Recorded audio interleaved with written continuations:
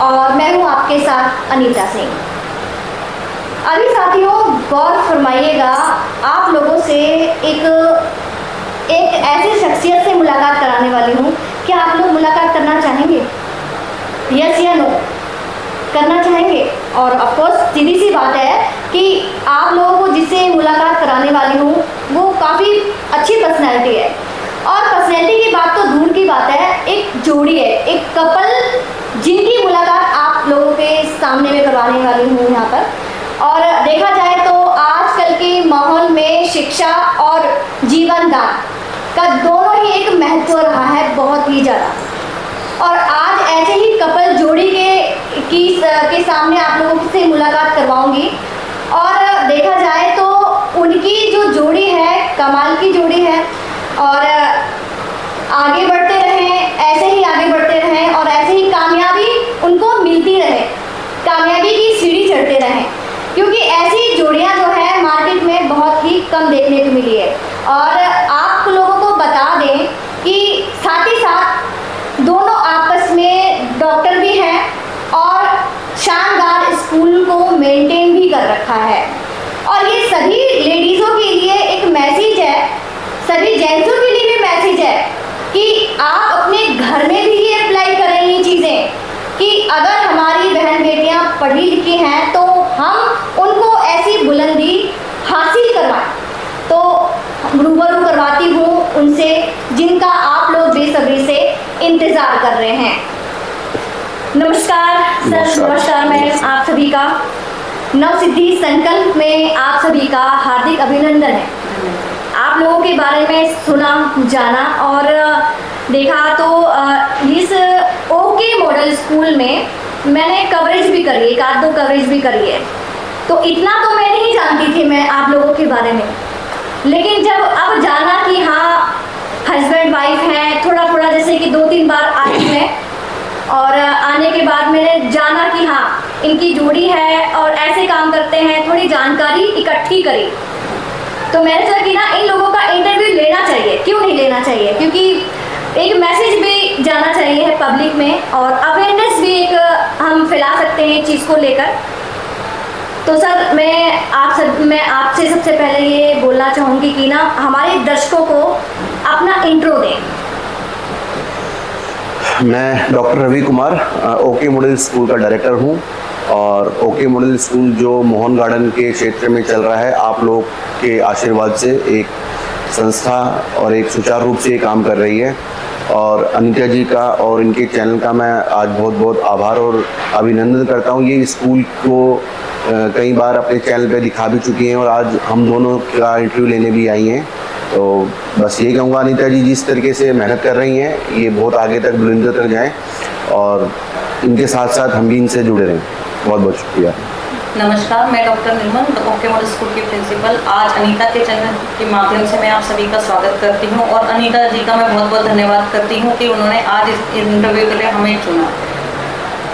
अच्छा एक बात बताइए, आप लोग वैसे तो देखने वाले सदस्य जो हैं वो देख ही रहे हैं, कितने लोग जानते हैं आपको मुझे नहीं मालूम इस चीज़ के बारे में। अच्छा सबसे पहले कि एक होता है ये कि प्राउड होता है कि हाँ मुझे एक ऐसा जीवन साथी मिलना चाहिए कि मुझे प्राउड हो, और ऐसे जीवन साथी तो सपने में भी सोचते जाते हैं लेकिन वो मिलते नहीं हैं। क्या आप लोगों की लव मैरिज हुई थी क्या? नहीं मैम, हम दोनों की अरेंज मैरिज हुई थी और हम दोनों ने एक दूसरे को देखा भी नहीं था। देखा भी नहीं था? हाँ, लोग कहते हैं लव मैरिज हुई, लेकिन ऐसी कुछ भी नहीं है, अरेंज मैरिज हुई थी। और हमारे पिताजी इनको पसंद करके आए थे और इनके पिताजी ने हमें पसंद किया था। और हमारे यहाँ ये देखना वेखना बिल्कुल नहीं होता था। सिर्फ एक ही बात होती थी, अगर माँ बाप जा रहे हैं तो माँ बाप की पसंद करेंगे, माँ बाप की एक वैल्यू है, एक इज्जत होनी चाहिए। ये तो आजकल के समय में बच्चों ने कह दिया कि बच्चों की पसंद होती है, इसका असर गलत है। गलत नहीं, सबके अपने अपने संस्कार हैं, सबके अपने परिवार का प्रचलन है। लेकिन जहाँ तक मैं मानता हूँ एक माँ बाप अगर किसी को देखने जा रहे हैं तो आप लोग अच्छी चीज़ ही देखेंगे, कोई अलग तो देखेंगे नहीं। तो हमारी अरेंज मैरिज हुई थी और आज 15 साल हमारी शादी को हो गए हैं और माँ भोले बाबा और पार्वती की कृपा से बहुत अच्छा हमारा जीवन व्यतीत हो रहा है। अच्छा, जब आपके पेरेंट्स जो देखकर आए थे मैडम को, तो इससे पहले आपको पता था कि क्या थे, क्या इनका बैकग्राउंड था, क्या करती थी? नहीं, मुझे ये पता था ये एक अपनी पढ़ाई भी कर रही हैं और घर में भी घर परिवार को पूरा अच्छे से देख रखा है इन्होंने, क्योंकि इनकी घर में जिम्मेदारी सारी इन्हीं के ऊपर थी। इकलौते अपने घर में जो सारा ये काम वाम देखती थी और पढ़ाई करी रही थी साथ साथ, बस यही जानकारी मिली थी।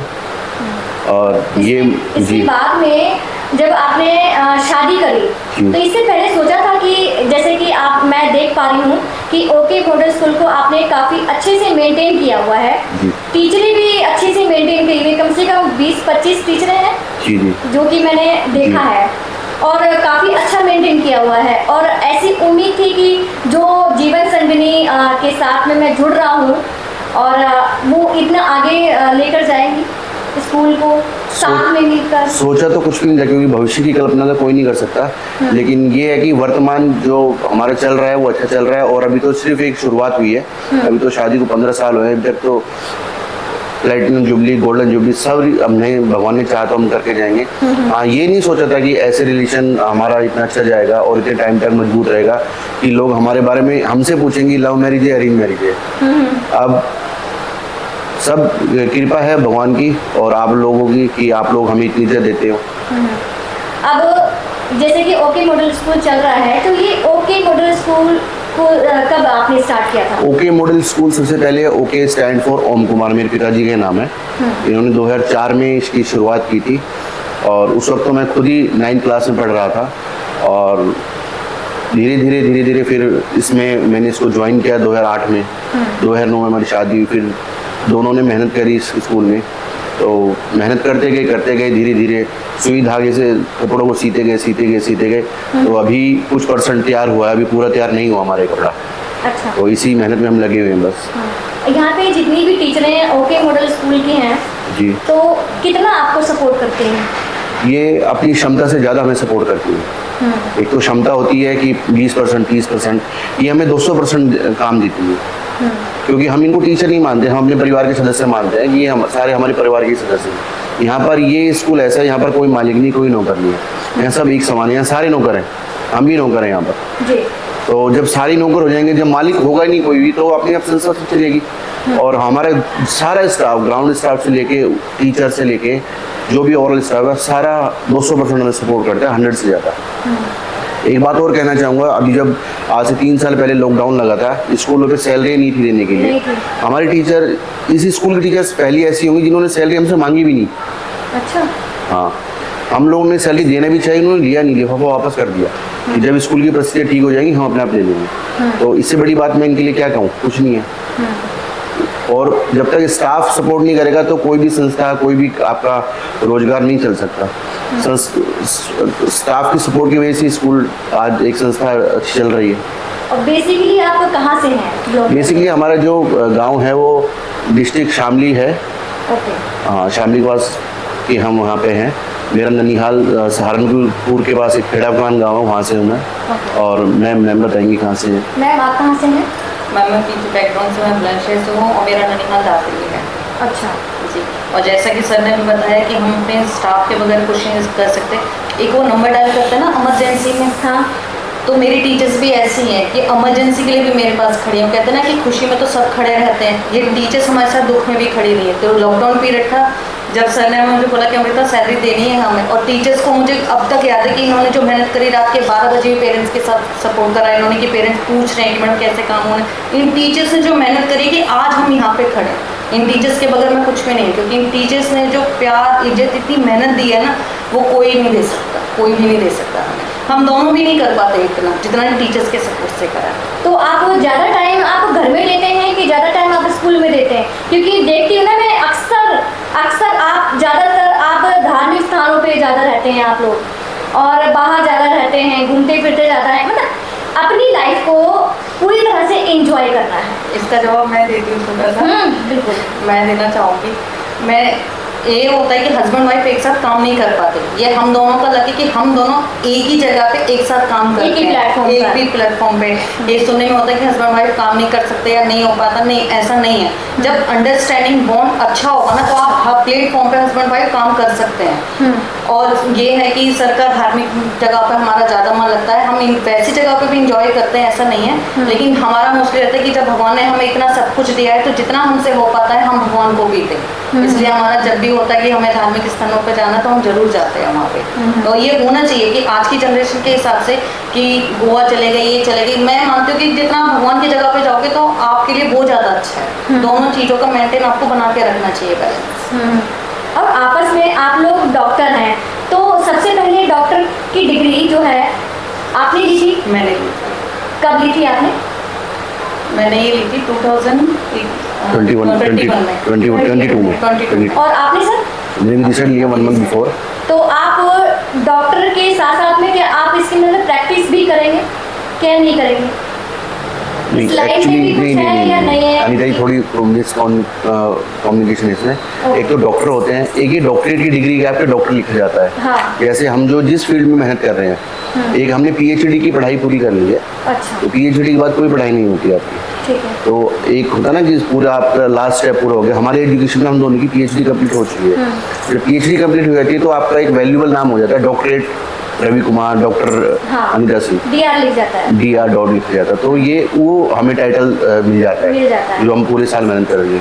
मैम ने डॉक्टरेट की थी अपनी फिलोसफी में, और मैंने जो डॉक्टरेट करी है, जो मेरे को ये डिग्री मिली है वो स्कूल एडमिनिस्ट्रेशन में मिली है। कि आपने 20 साल से स्कूल में जो मेहनत करी है, जिस तरीके से आपने स्कूल संवारा है, चलाया है, और तो उस फील्ड में मुझे दी गई है। और इसके लिए बहुत मेहनत लगती है, 10, 15, 20 साल की मेहनत लगती है। अलग अलग प्लेटफॉर्म पे मैं सम्मानित हूँ। अब तक मैं 350 बार अलग अलग NGO ने, अलग अलग स्कूल्स ने, अलग अलग एसोसिएशन ने मुझे सम्मानित कर चुके हैं। 2 बार मैं इंटरनेशनल लेवल पे भी सम्मानित हो चुका हूँ। 2019 में सिंगापुर के गवर्नमेंट ने मुझे बेस्ट स्कूल अवार्ड दिया था, और अभी लास्ट ईयर मॉरिशस के प्रेसिडेंट, प्राइम मिनिस्टर, इन सब ने मॉरिशस की गवर्नमेंट ने सम्मानित किया था। इन सभी को देखते हुए अब अमेरिका की यूनिवर्सिटी ने मुझे डॉक्टरेट की डिग्री दी है। वैसे देखा जाए तो आप दोनों शिक्षा, और कहते हैं कि ना सबसे बड़े जो चीज़ होती है वो डॉक्टर होती है। अब डॉक्टर जीवन दान देता है, भगवान ने तो पैदा करके नीचे धरती पे भेज दिया, लेकिन दूसरा जो देवता होता है ना वो होता है डॉक्टर। ऐसे डॉक्टर को बनाने वाले तो शिक्षक ही होते हैं, तो सबसे पहले तो शिक्षक की वैल्यू होनी चाहिए। तो आप दोनों में दोनों ही मतलब वो खासियत है ना कि जी। दोनों ही महारत हासिल करी है आपने, शिक्षा में भी और आपने डॉक्टरेट में भी। जी जी ठीक है, दोनों चीज़ों में करी है। जी। तो वैसे तो देखा जाए तो मोहन गार्डन की मैं बात नहीं करती हूँ, मैं बात करती हूँ कि ना दूर दूर स्टेट की भी बात करती हूँ कि मोहन गार्डन पूरा छोटा मोहन गार्डन नहीं, बहुत बड़ा मोहन बहुत गार्डन बड़ा है। और मोहन गार्डन में कम से कम 100 स्कूल होंगे, होंगे सर? 100 स्कूल होंगे, ज़्यादा ही होंगे। अगर अब देखा जाए तो ये वाला स्कूल कुछ ज़्यादा हाईलाइट पे है, इसलिए हाईलाइट पे है, औरों का भी देखती हूँ मैं स्कूल, वहाँ की जो टीचरें हैं और वहाँ के भी जो भी बच्चे हैं चेंज होके किसी और स्कूल में जाते हैं, चेंज होके किसी और स्कूल में जाते हैं। पेरेंट्स जो हैं वो उनको पसंद नहीं आते हैं, जो टीचर्स हैं उनकी बिहेव जो है पसंद नहीं आते, वो चेंज करते हैं। लेकिन आपके स्कूल में ऐसी कोई तो बात नहीं थी ना कि लोगों ने बोला हो कि भाई आप लोग ज़्यादा से ज़्यादा आप बच्चों को आप एडमिशन दे रहे हैं और आप लोगों में ऐसी चिढ़नपन। ये बात आज से 15-16 साल पहले होती थी, जब हम दोनों स्कूल में लगे नहीं थे मेहनत से। और आज कोई देखो, कटाक्ष करने वाले तो मुकेश अंबानी की और अमिताभ बच्चन की कटाक्ष करते हैं, यहाँ की भी कटाक्ष होती होगी, ऐसी बात नहीं है, लेकिन वो कटाक्ष होनी भी जरूर चाहिए। जब आपकी एक पर्सनैलिटी बनती है, आप उपलब्धि हासिल करते हो, तो ताली बजाने वाले 50 मिलेंगे तो ना ताली बजाने वाले 60 मिलेंगे।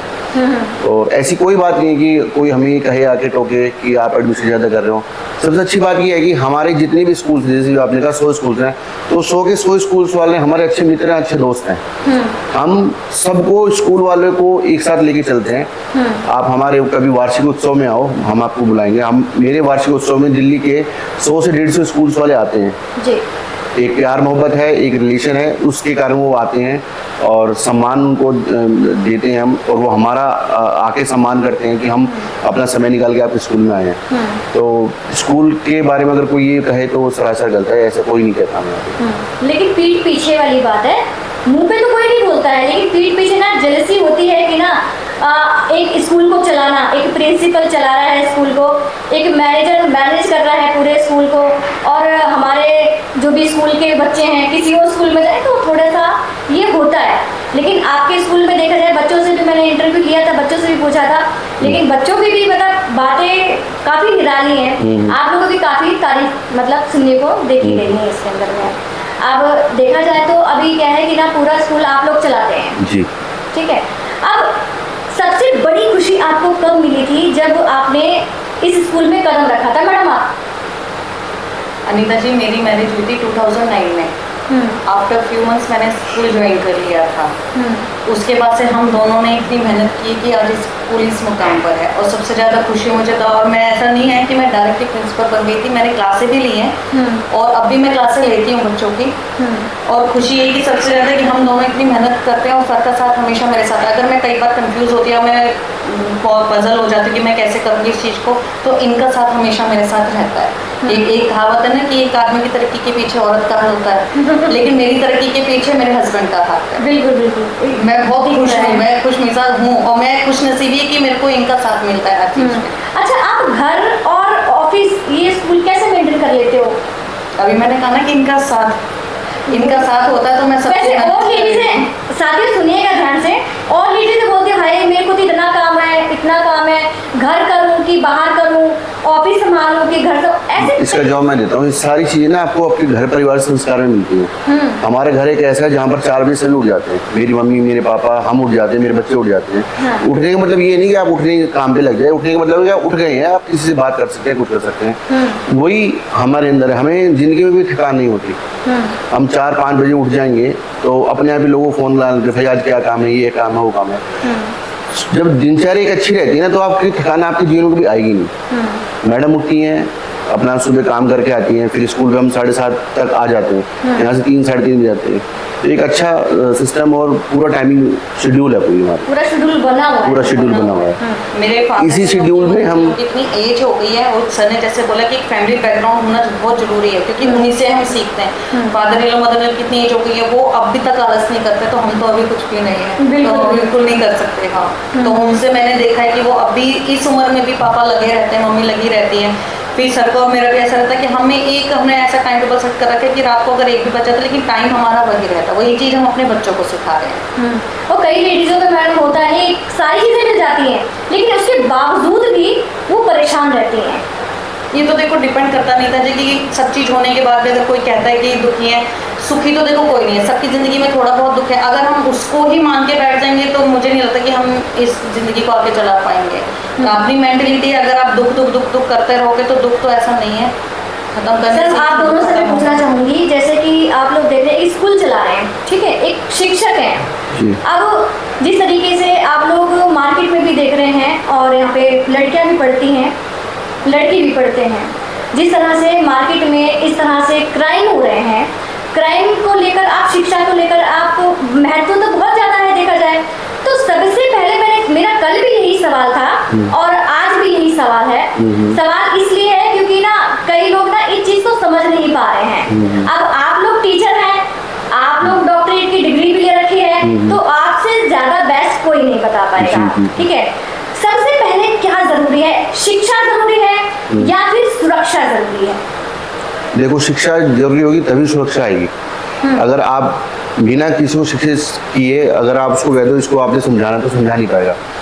आज के समाज में सबसे बड़ी जो क्राइम हो रहे हैं, जो सुरक्षा कर रहे हैं, अशिक्षित लोगों की वजह से हो रहे हैं। आप अनिता जी एक छोटी सी मुझे बात बताएं, जितना क्राइम अनऑथराइज एरिया में होता है, कभी ऑथराइज एरिया में इतना क्राइम सुना है आपने? क्यों नहीं होता वहाँ पर?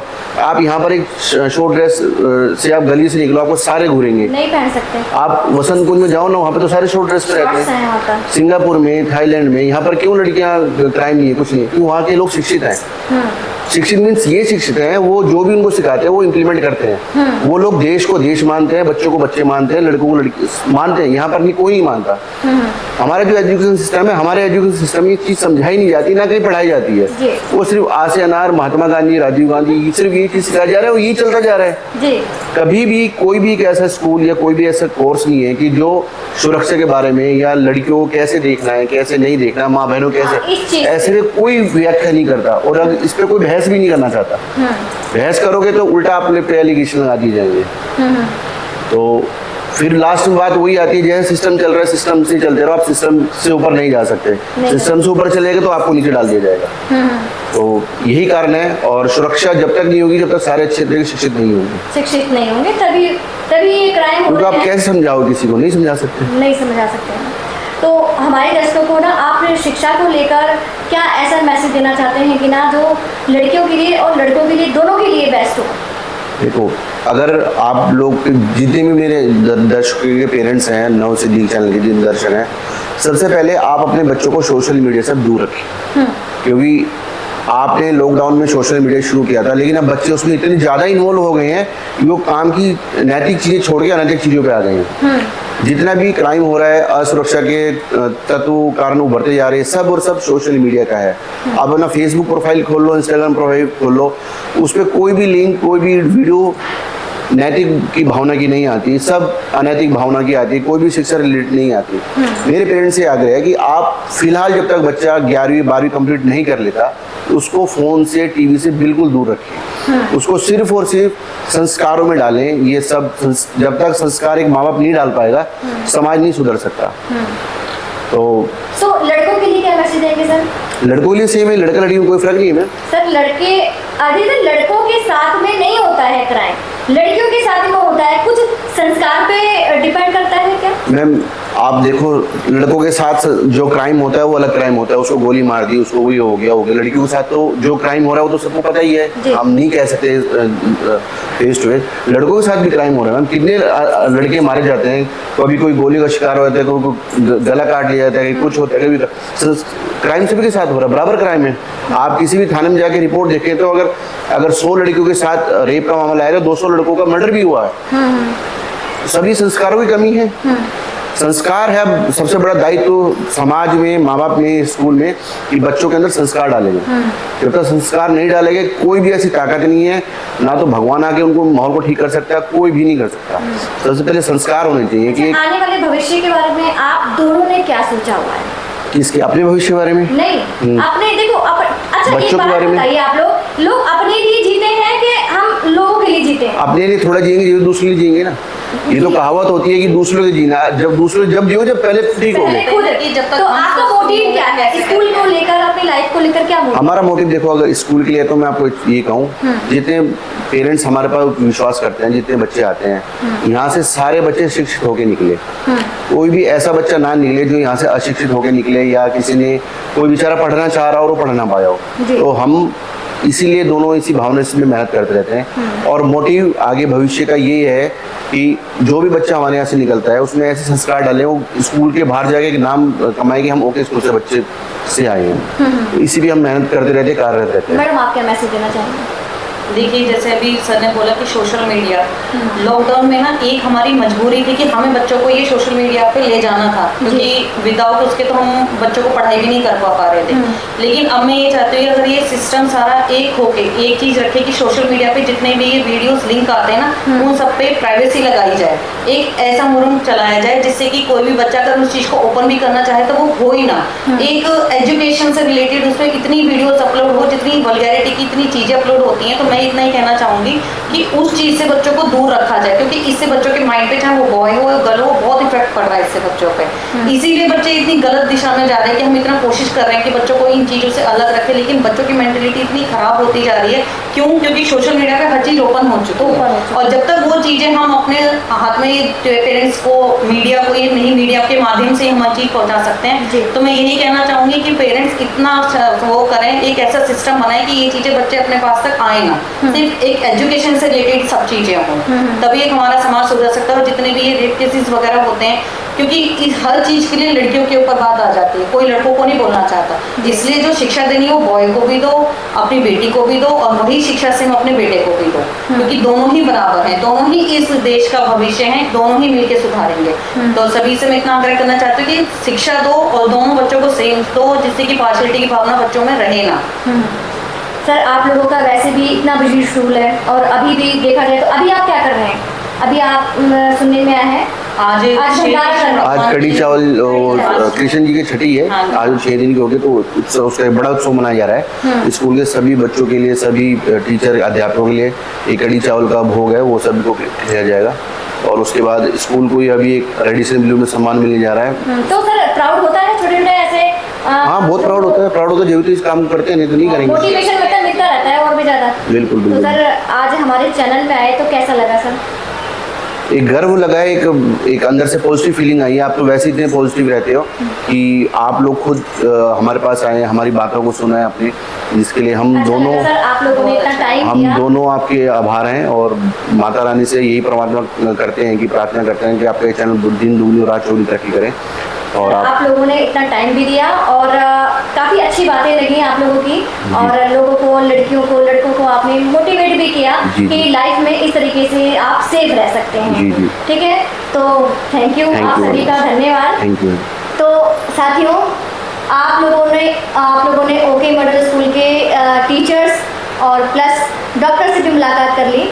तो आप लोगों को ये मुलाकात कैसी लगी, बातचीत कैसी लगी, और जो भी इन्होंने बातचीत करी वो कैसी लगी, कमेंट बॉक्स में ज़रूर लिखना। और आपकी कोई राय हो तो भी आप पूछ सकते हैं। और स्कूल काफ़ी शानदार है, अगर आप अपने बच्चों को इस स्कूल में मोहन गार्डन से हैं तो ज़रूर पढ़ाइए, क्योंकि मैं खुद बोल रही हूँ काफ़ी अच्छा स्कूल है। तो आज के लिए बस इतना ही। इंटरव्यू कैसा लगा कमेंट बॉक्स में ज़रूर लिखना। नमस्कार, जय हिंद।